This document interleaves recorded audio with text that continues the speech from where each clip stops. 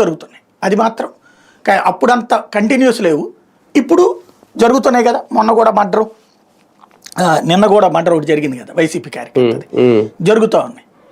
కాబట్టి అట్లాంటి వాటితో ఒక రకంగా దాన్ని ఏమంటారు భయభ్రాంతులకు గురయ్యేటటువంటి కేడర్లో లేదు, మనం వస్తే మీకు కూడా ఆ ఛాన్స్ ఇస్తామని చెప్పడం ఇది తప్పే, నో డౌట్ అందులో.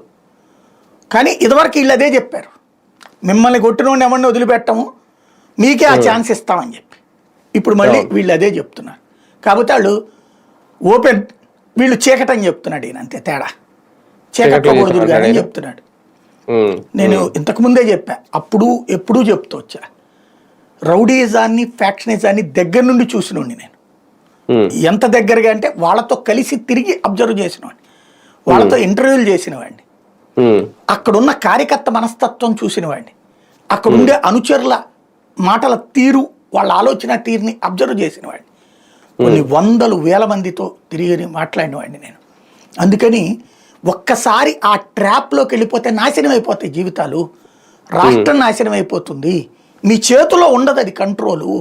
అది ఎన్నోసార్లు చెప్పాను. ఇప్పుడు అదే జరిగింది, రాబోయే రోజుల్లో ఇంకా జరగబోతోంది.